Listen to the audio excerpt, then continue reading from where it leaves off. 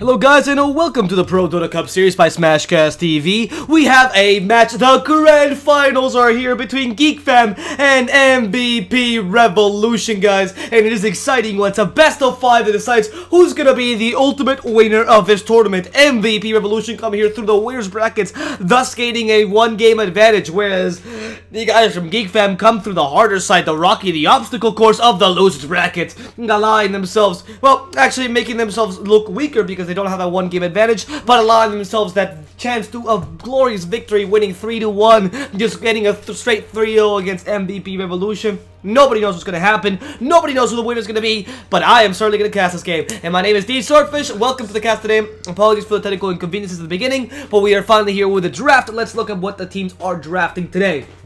Geek Fam, they pick up the Slarda, the Batrider, and the Rubik. MVP Revolution, the Crystal Main, the Darkseer, the Invoker, and the Night Stalker. So, MVP Revolution clearly already going for the ganking squad that they love so very much, and they love that Night Stalker in the position 4. We saw yesterday a Night Stalker played by Pablo on Alliance, which was amazing, and I would not be surprised that MVP Revolution did something similar. You can utilize the Sunstrike very easily in combination with the Crystal Main and the Night Stalker because they have a good amount of slows and stuns, and of course that silence is very effective to prevent any of the enemy team from running away. The Darkseer, similarly in the early game, could combine himself really well with Night Stalker, strong lanes, that's the point that MVP Revolution is trying to go for, with a mid magical damage and of course a good mid game, so that when you get there, you're not actually screwed over just because you had strong lanes, and that's the only thing you have. So, now the enemy team, the Geek Fam in this situation, is going to be running a Terrorblade to start off with, as the carry together with the Slarda, so the physical damage is here. The better for a bit more team fight, so they're going for more gank ability with the full protect 1 strategy, much more obvious on Geek Fam. Whereas MVP Revolution decided to go for, say, like I said, the strong laning strategy, ganks afterwards, utilizing the Invoker, and almost a 4 protect 1, but in the sense that you have much stronger lanes. Geek Fam is doing something a bit different. They decided to use the Batrider as the pivoting point for them. That level 6 Batrider to get kills with the Slardar and to get kills with the Rubik, allowing the Turbo a lot of place to farm, and more importantly, making his jungle secure so they can utilize it to its full potential without the annoying Night Stalker or perhaps Darkseer, trying to gank him in the middle of it. Now, MVP Revolution, to really finish off, would need a carry that can take advantage of this aggression in the early game. Something along the lines of a Juggernaut would be good, but he's been banned, obviously. It's a Terrorblade, you do want a bit of magical damage in the early game, so for example, a Luna comes to mind as a decent pick, and Pubber does use a pretty good Luna, so that could be the idea for them. Maybe something along the lines of a... I mean, Juggernaut's great because he does offer that magical damage in the early game, and Slark was also a really good idea against Terrorblade, but, I mean... Luna's alright.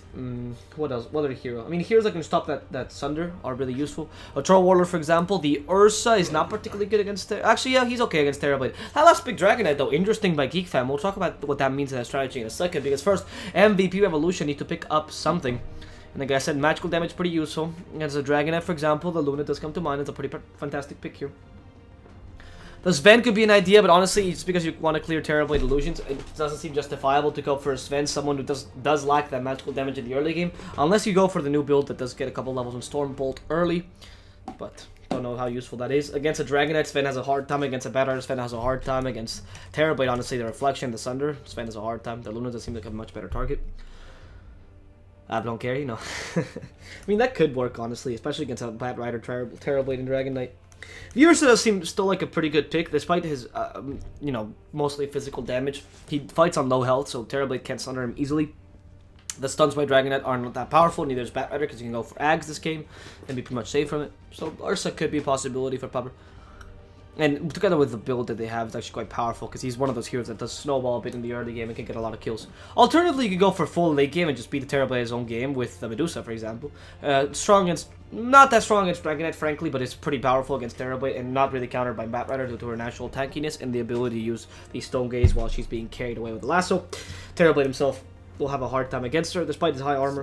Okay, this is going to be this one. Right, so, as I was saying, this Sven is a hero that you can consider, though it does not seem too powerful against what the enemy team has.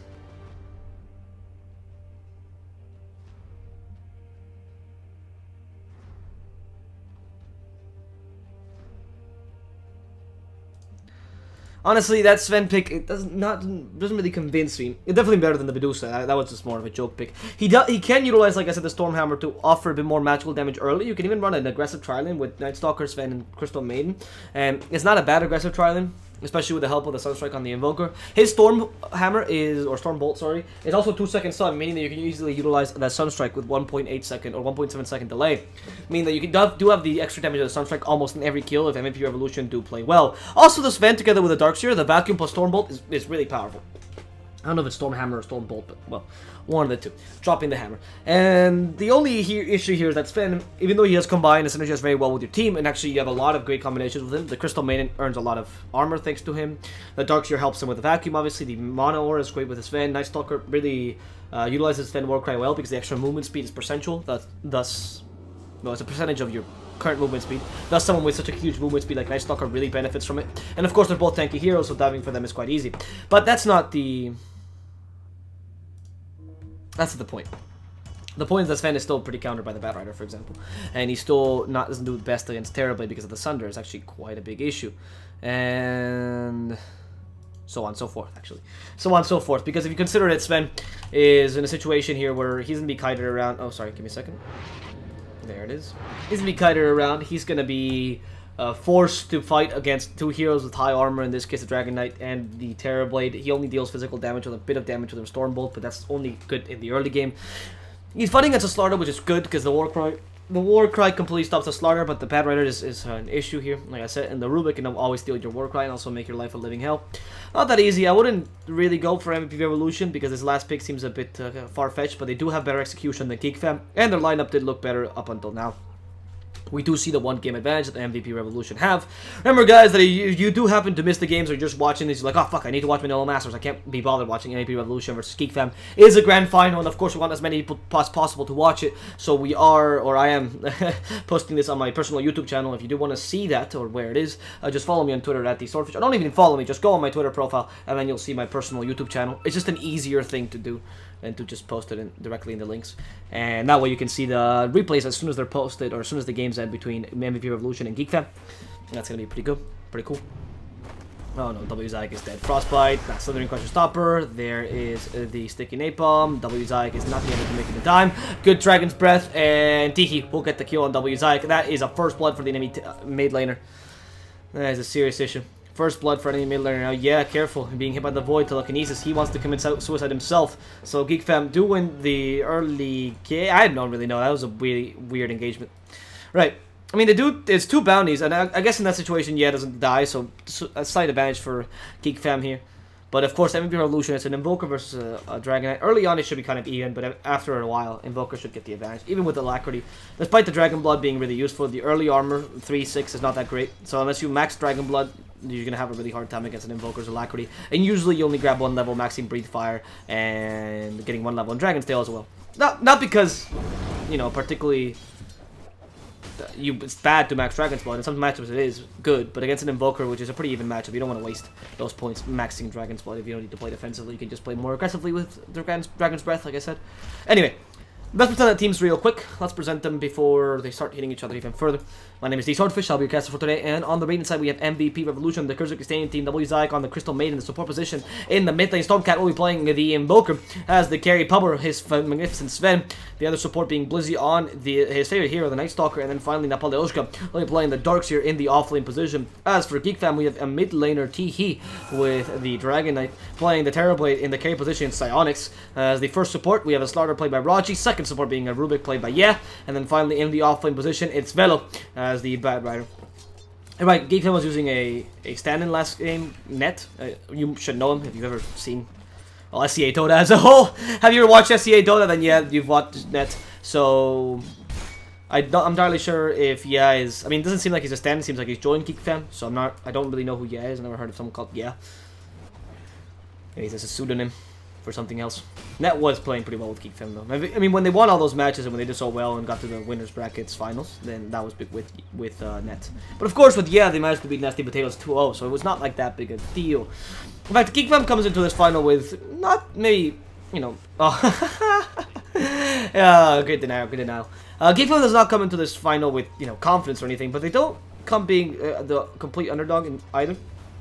MVP Revolution looked very strong in the laning stage, or in the group stage, sorry, and they proved their strength even further in the playoffs. In fact, they didn't lose a single game in the playoffs, always 2-0ing their opponents, or, well, now it's going to be 3-0, I suppose. But the idea for MVP Revolution is that even though they do look strong, Geek Fam has been improving heavily, I mean, in insane strides. I would not be surprised if they start becoming one of the top-tier teams in SCA. You know, after what, TNC, Mineski, and Fnatic? Is Fnatic even back? I actually forget the whole thing. But TNC and Mineski for sure.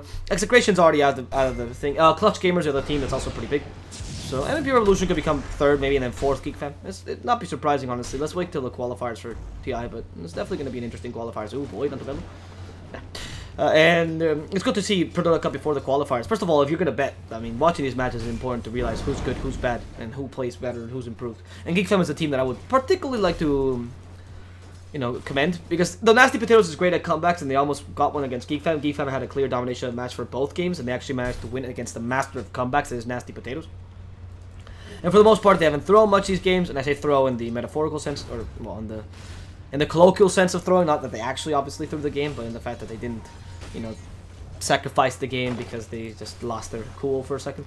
And on top of that, they do have some pretty decent drafts, creative drafting as well. MVP Revolution, if anything, the one thing they have that's weak, as opposed to the rest of the teams in SCA, is their drafting.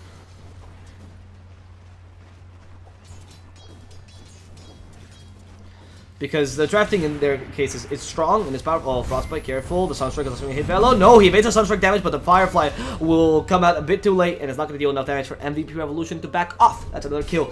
Now, MVP Revolution reminds me a lot of the old Team Liquid. It's consistent. Actually, it's more similar to an SCA version of OG. They're consistent. They have a high skill cap.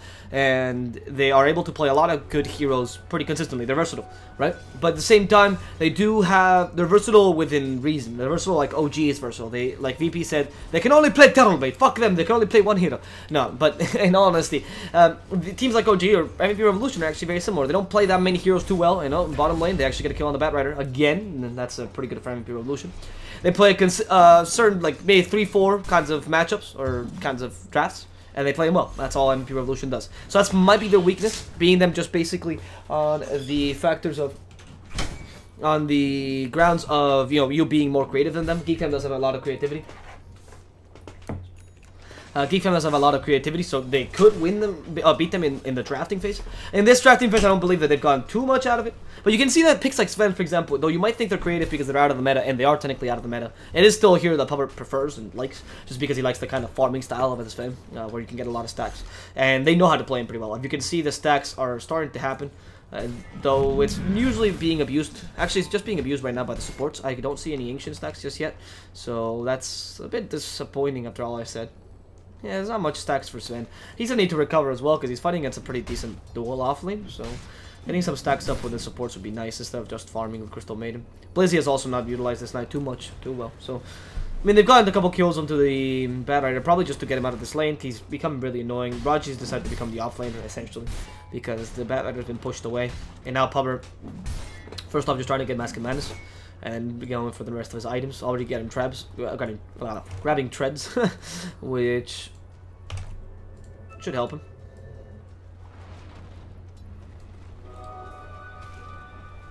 Careful, Sionis. Oh, there's a really good. That's actually a really unfortunate play on Napaleushka. I don't think that Napaleushka's gonna die. They have no way of really stopping him. That's the issue, though. Terrorblade, it might be strong in lane in the sense that they have a lot of armor, but you put certain heroes against him, he's just screwed. Oh yeah, nope, that's not gonna be a hitting Sunstrike, but the damage from Blizzard is enough. And here's the combination of the Night Stalker and the Iron Shell. All they really need, Iron Shell. It deals enough damage. And it really does put them in a slight advantage over here at MVP Revolution. Invoker is losing in terms of net worth against the Dragon Knight, even though he's winning in terms of last hits. I'm not entirely certain how that's happened, because the Dragon Knight... Oh, First Blood. Must have been the First Blood that's really destabilizing this lane. For now, it is normal. I mean, what's happening right now is Tiki went for a pretty aggressive build. That worked out nicely. He didn't play too aggressively against the Invoker because he didn't want to die. That's important because Stormcat can't snowball from here. But Stormcat should still get a decent timed Midas. And of course, the Sunstrike can still help you out to grab that Midas at a decent time.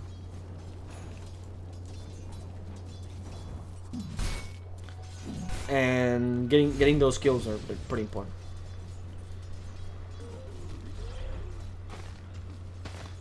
Okay, careful, Tiki.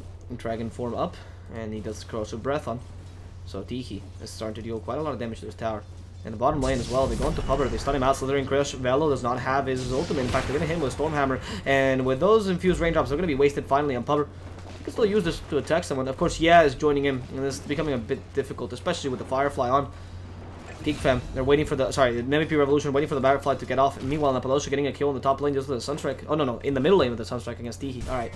Meanwhile, Raji, nice target aggression. No Firefly yet, so this is the time to attack. Telekinesis has already been used by the Crush. I believe he has a lot of armor. There comes Pubber with the Stormhammer. Also, the ultimate used. The steroids are ready to destroy Velo. And one more attack will do the trick, finishing off Velo, then turning Raji into fish and chips with a simple Sunstrike. Blizzy just needs a void, but in comes Stormcat. The reinforcements are here. The 5-man rotation from MVP Revolution. Sorry, 4-man rotation, ensuring that Napaloshka stays in the top lane and gets the last he needs. They create a lot of space and start dominating Geek Fam. Now coming this mid lane, this mid game, utilizing that 2 points on Stormhammer, like I said on Sven. It is the preferred build for Pubber to just get the extra damage needed to really break the Batrider and the Dragon Knight. It's really hard to really attack him.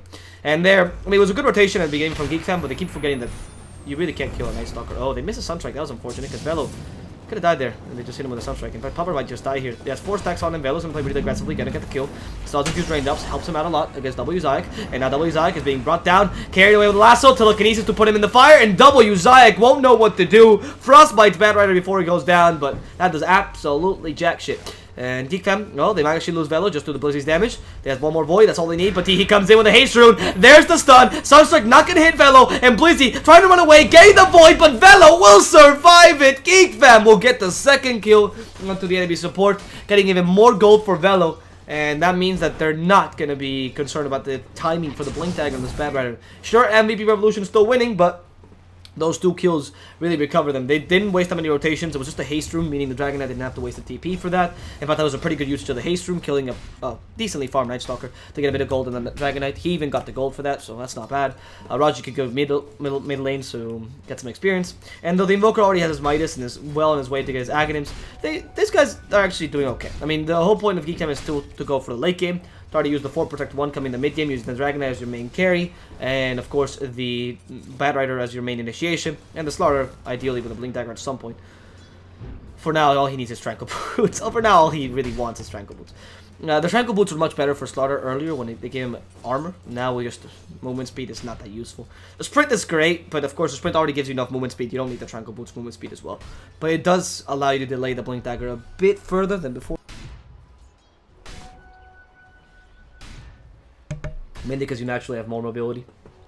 Batrider went for drums, by the way. He does like the Chinese Batrider, apparently. So he's not been going for... I mean, it's a really hybrid, weird build between Chinese Batrider and... Actually, I think it's S4 Batriders categorized like that, even though it's not technically that creative for it to be called S4 Batrider. Because Moon Meander wasn't one of those people... Actually, no, not S4. I believe it might have been Moon. Someone... I forgot who was the first player to get drums, which was a popular item back when Chinese Batrider started becoming a thing, which is Batrider that skips lasso and it still just dominates the lane with Firefly and drums. But there was one person who decided to get lasso anyway and still, grab drums, which is not a common pickup because you do want to get a setup for the lasso super early, and the drums just delays your Blink Dagger. But of course, if you do want to go for a more of a scrappy team fighting, 4 Protect 1 especially, your 4 heroes have to be really strong. You can't just have a 4 Protect 1 where you have, 1 carry and 3 other kind of supporting characters, because then the enemy team is going to beat you. And right now, Onyx is getting a decent amount of farm. He's actually been helped quite a lot. I don't know if he's going for Midas. That's a weird pickup. Let's haste. Why the hell? Oh, for treads. Okay, for treads. I was going to say. Yeah, so Onyx is going to be able to pick up a treads early. No, actually, pretty late. His farm is not as great as the other people's, but, Sven hasn't really been taking that many stacks either, so it's not like he's too sad about it. It's mainly going to be Storm kind of thing for MVP Revolution. They're trying to concentrate their efforts on. Okay, they take a ward. I think W is actually able to take it, but there's the smoke. Should have seen Stormcat. The smoke is revealed. They know Stormcat's around here. Stormcat does not ping anything. I don't think they have vision of this. Oh, they should. They should have seen something. Yeah, there it is. They see Dragon Knight, they see Rubik. They know that someone's around here. The Crystal Maiden could be attacked, maybe, but with the Tranquil Boots and no Blink Dagger, it seems like a hard endeavor. And Geek Fam decided to retreat. There's nothing to do here. I take this tower in the bottom lane, maybe? At the start. Certainly a start for Geek Fam, as this would take him get them a bit more objectives, but not against the smoke gank though. This is going to be really bad. The Void first to catch the Bad Rider. This is what they want to do. No Blink Dagger, impossible for him to run away. Stormhammer and the Sunstrike, easy kill onto Velo. One more attack will do the trick. They were trying to reserve for Sven. Now Crystal Maiden will take it eventually. That's an easy kill onto the Bad Rider. Now they want to kill the starter of the Rubik. Void to stop the Rubik's TP. Great Slithering Crush, but the Iron Shells will kill him anyway. Do they have a way to stop Raji's TP? Yep, the Stormhammer is there and ready for action. Both the supports will die together with the enemy offlaner without much effort, sacrificing MVP Evolution. One last freezing field at the end, but not much need for that.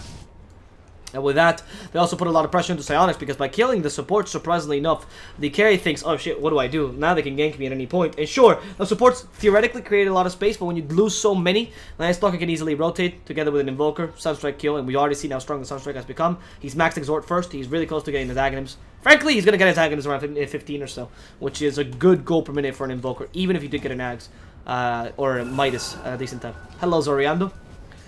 Zoerando. How you doing, man? Zoe Randa? I suppose. How you doing, man? Or how you doing? Girl? I guess it depends on what you want. I don't care. Velo, oh, avoided. Second infused straight up really helping him out. Oh, the vacuum! Doesn't quite get him in the Sunstrike, so that's not going to be a kill. Blizzy tries to fly, much like Velo, but of course, even with the Surge, he can't fly fast enough. And the Crystal Maiden finds a Dragonite instead. He does not have infused rain up, so the Frostbite could have been really effective here, together with the Void, but they don't want to commit to this too much. Power has already sacrificed his God Strength and his Mask and Madness to try to take this tower in the mid lane. Failed to do so, and instead will decide to retreat, try to go to the top lane to get a couple more, or just a more farm. And frankly, he's not farming as well. You expect the Sven to. The Invoker. Actually, I lied. He's not going to get that Aghanims 15 minutes in. Hasn't been able to get many kills. That Sunstrike has been useful, but not useful enough to really... I mean, like I said, that Sunstrike has been useful, but not useful enough to really get the Stormcat the snowball he likes on the 4 Protect Mono strategy. But of course, like I said, an Ags before mid 20 is already good. It's mid 20s when it starts becoming a bit late for an Invoker, especially if you want to fight early. But even though the late game theoretically is for Geek Fam, it's not like the late game is bad for MVP Revolution. Geek Fam certainly have much more of a versatile late game. And I say this in the sense that they actually have the ability to split push and to team fight pretty decently, both. Whereas MVP Revolution is more of a team fight team by far. You know, they really are looking for those kind of coordinated attacks where they usually gank in the beginning and then they team fight later. But ganking becomes irrelevant later on in the game, or at least not as relevant. Who's good at ganking, who isn't, it's just about smokes. But definitely team fights are very important. And oh no, Psionics, this is a really important kill. They have a silence for him, so he's gonna be destroyed. Sunstrike to finish him off, no Sunder because he got silenced by the Crippling Fear. And now Raji wanting to do his counter attack. Oh, they can actually find the Darkseer, but he's pretty tanky. They use the lasso onto him. The hammer will catch on the Slaughter, and they want him, turn him into a flatfish. Raji will lose his HP easily against MVP Revolution. Not catching on the Dragonite. There's a Frostbite, but he wants to continue fighting. He actually finds the weakest target. This is the Crystal Maiden, so they could kill him down. WSI losing a lot of health and will go down to Dragonite damage, but they want to kill the Rubik as a result, and they will get the vengeance on them. Pubber hitting super hard, and even Teehee can't take his damage. Blizzy has a void in 1 more second. They stun out the Sven again. Teehee is not going to be the target. In fact, it's going to be the poor Bat Rider gets hit by the Sunstrike. Now the Stormhammer to finish him off, and Blizzy continues man fighting the Dragonite. This guy has done so much this team fight just by avoiding constantly. Gets one last Dragon Tail, actually saves the Sven from getting himself a Dragon Tail, and Blizzy sacrificed himself for the good of the team. That was a really good play by Blizzy in general. I mean, managing to kill a Terrorblade early on was good, but then they killed the Bat Rider, the Rubik, and the Slardar just easily with a God Strength, and they got a huge advantage there. In exchange, they only lose Blizzy, mainly because Blizzy was playing so well and was being the super annoying, you know, Void Spammer. And he did get minute 15 Ags, so that's worked great for Stormcat. The fact that he didn't die there is so important. And the fact that Sven could not be killed because, of course, Stormcat kept using the Voids and whatnot makes it even better. Pubber's actually going for Heaven's Halberd, and we'll talk about this in a second because first, Raji needs to die. Stormhammer, Cold Snap, and oop, goodbye to the Slardar. Easy kill, easy kill. Anyway, Stormcat has his eggs, right? So that's good. And the Heaven's Halberd onto Sven, it's interesting. It's a pickup that you don't see often, but against a Dragonite, I don't mind it. He does do a lot of damage with Dragon's Breath, but being able to take away his damage, especially later on in the game when he can't take the Heaven's Halberd away, it's not bad.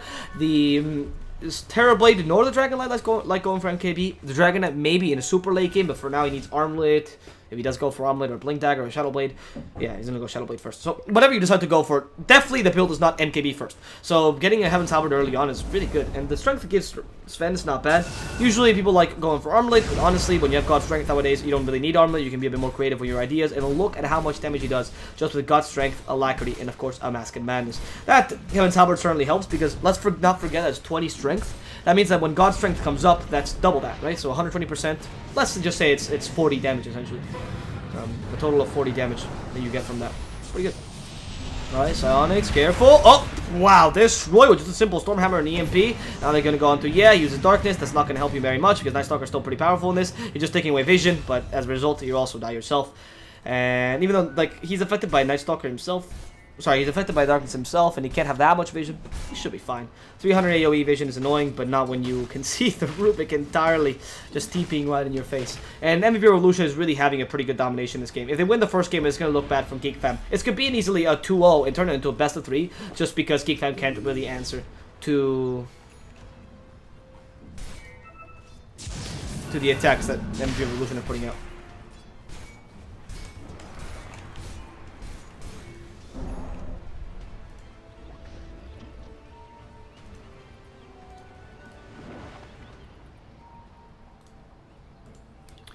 Now let's see. What is Geek Fam going to do? I mean, it's 18 minutes in. They still have a lot of chances to come back. Surely 6,000 net worth and not undamageable net worth. When I say undamageable, I mean, like, you know, they can definitely recall or recover from that. But the issue here is that, of course, Geek Fam doesn't really know what to do against this MVP Revolution draft because they do have a lot of good items already. This Sven is hard to kill at this point. He's just way too tanky, even if you do have a great initiation onto him. The Invoker similarly as an Aghanim, so it's really hard to initiate upon him because he has a lot of good counter initiation. So the best thing to do and the smartest play here is go for the smoke. Only thing I don't like about these smokes, they keep including Psionics in them. And honestly, though, Terrorblade is needed maybe for the attacks. Early game, you need to get him a bit more farm, and it's not just not happening. It's just not happening. And of course, Felina has a blink, so he's able to get kills much easier. But even so, Psionics, I don't think the farm is getting in the enemy heroes. And the idea here to push a bit better. Utilize the Dragon Knight and the Terrorblade to get this push. Oh, Darkseer. Yeah, actually not easy kill, actually. Mechanism makes him really tanky. The Tornado, like I said, to counter-initiate. But, oh, wow, the Sunstrike is going to blow up, yeah. But in exchange, they get a Darkseer kill. Oh, it's a pretty good Lasso Bad Rider. And they dealt a surprising amount of damage. Onyx, I underestimate how much damage Metamorphosis actually gives you. And meanwhile, I mean, they do lose a Darkseer. In exchange, they take a bit of... They put a place of pressure in the top lane. A bit more farm for Blizzy. Yeah, the net worth is now more in favor of Geek Fam. But like I said, it's not that big a deal. Simply losing a Darkseer. However, doing this often is what Geek Fam has to do with the low cooldown spells such as Lasso to actually get back into the game.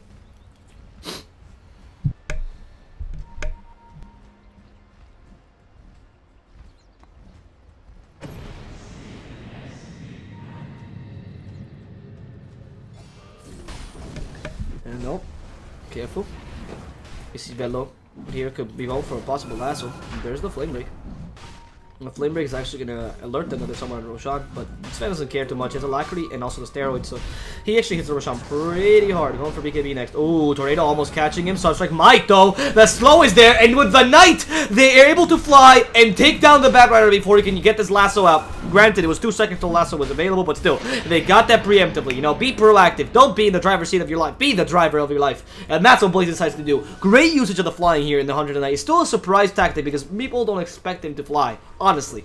I don't still, and a lot of players I bet don't. It's a really new update, so utilizing that as kind of a surprise factor is a very surprising skill. You know, it's 2 seconds, flying movement, pretty short cooldown. Most players still aren't used to that, so that worked out nicely. And from what I know, the guys from Geek Fam are not able to really...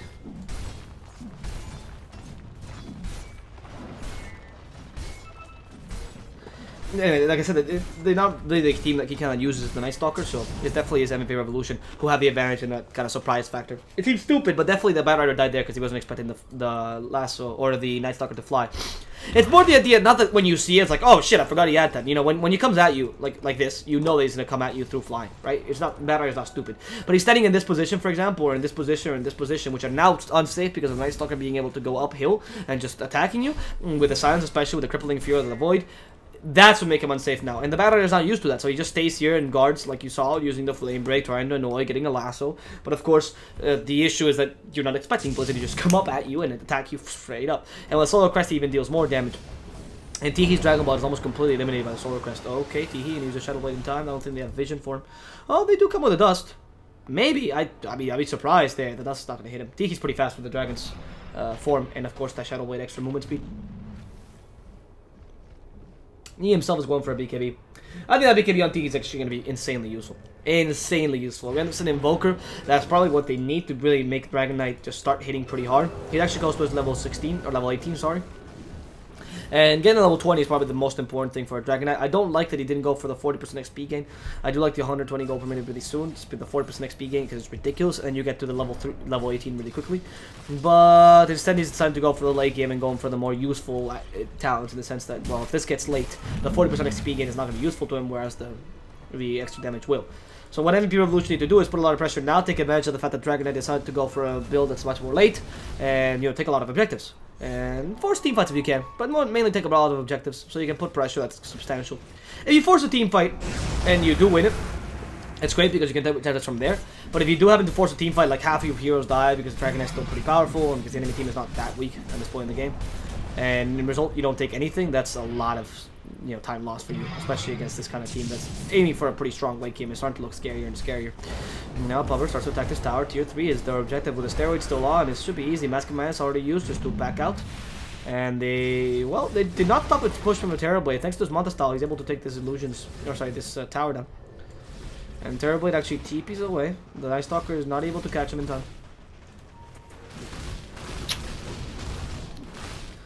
That's not looking too well, honestly, for Geek Fam. I mean, they do take a tower, but it does seem like they're unable to stop this Sven, and he still hasn't been able to get this Blink Dagger. The initiation from MVP Revolution has been so good that this Sven has been able to play with that Blink Dagger and still play effectively for quite a while now. Oh, Raji's dead. Yeah, that's easy kill for Stormcat. But that's not a big deal. It's only a starter. Honestly, Geek Fam can do without him. Like I said, that's not really what's stopping them. What's stopping them is the farm of the Terrorblade. He is horrendously underfarmed and under-leveled as well, because Terrorblade usually, like I keep mentioning in all my casts, does not like farming, or can't really farm experience too well, because you're an illusion farming hero, and illusions don't give you experience. So even though right now he's getting a lot of experience on the creeps, first of all, he's missing a lot of assets for no point. Wow, he missed 3. Okay, there it is. But when you go in the jungle, use your illusions to get, you know, jungle creeps. Your farm will go up, but certainly your experience won't. So your experience per minute is still average, whereas your farm per minute is pretty good. Still work right, no big deal. And that makes it so that if they really crush you in the early game and you don't really have a substantial farm to make up for your lack of experience, you're gonna be in a pickle for quite a while, sir. And Pupper is not gonna use his God Strength. He has an Aegis, so he wants to use it in this next team fight. Mask of Madness and Alacrity is enough right now to just take down this tower and then force into the tier 3. Sure, Terrorblade already took down this bottom tower as well, if I'm mistaken. No, yeah, he just took it down like a couple. No, that was the old one. They took it down a while ago, so you can still put a bit of pressure here, supposedly.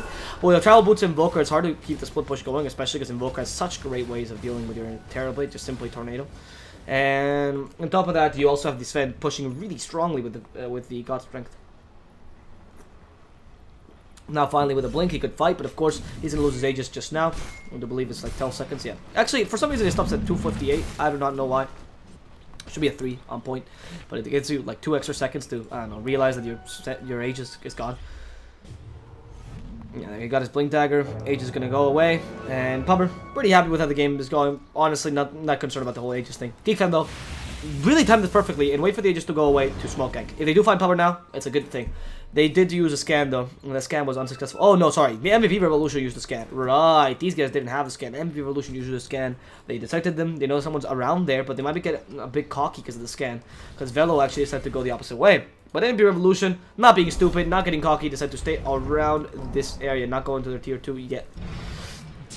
You can still use... Honestly, Pupper could initiate, but I don't think you want to initiate just against him.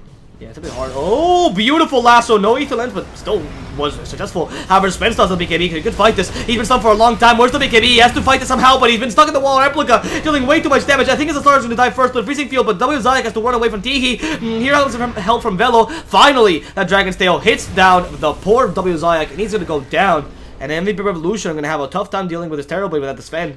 Honestly, he went in a bit too far. He got punished with a Bat Rider. Great lasso. Now the Tornado. Oh, that's a really good Meteor actually in the middle of the ice wall. Almost destroys the... God damn it, Dragon Eyes. I'm about to die just because of the cold snap.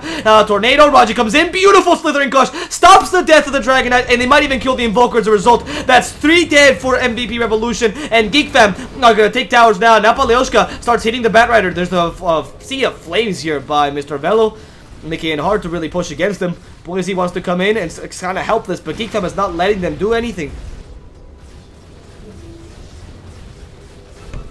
In fact, all MVP is doing is watching their towers and racks fall down. Blizzy wants to get some sort of counter kill, but goes in a bit too far. Sionex is not able to punish him, but the illusions are destroying Napoleoshka. In comes Fever, destroying the Rubik, but Napoleoshka died just to the illusions that Terrorblade is putting out.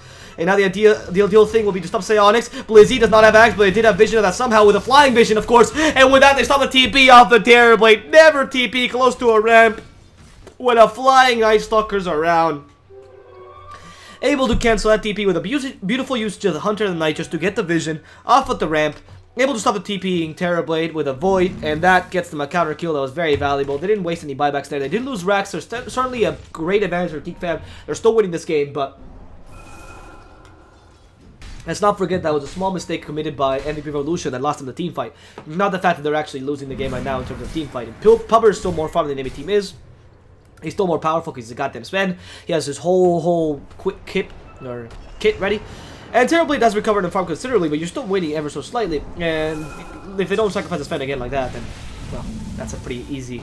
It still should be a win for the guys at MVP Revolution. Unless another lasso. There's a sacrificial Sven. Seems like they got the trick. I mean, yep, sacrifice Sven once, sacrifice him twice. And BKB is even used at the end, which is not going to help him whatsoever. Double Uzaic, another victim of the attack from Geek Fam. It doesn't seem like she's going to survive. Telekinesis is available in 1 second. Come on. Come on. Just telekinesis. Fable? Yeah. Finish her off. Even that Stormhammer. So I don't know why he didn't use it the whole time. He just didn't want to waste too much mana, I suppose. Either way, that is Sven and Crystal Maiden brought down by Geek Fam. Mainly, maybe MVP Revolution is playing a bit too hasty. Isn't looking too good for them. I do believe... Is that double bracers for to go for a Rod of Atos?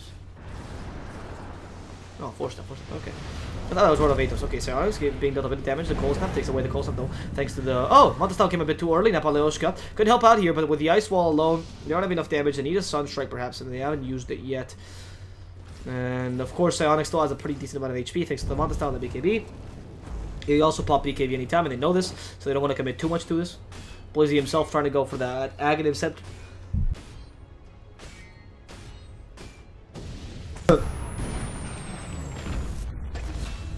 Oh. God damn it. My mic keeps muting itself. I'm sorry. I just casted that. Whatever. Blizzy is going to be found out by the amplified damage. Raji stopped by the Urn of Shadows. Good silence. And Blizzy will make it out alive.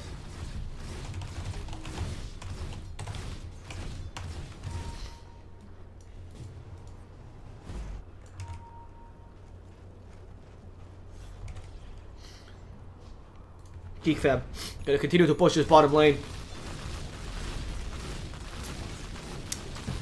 and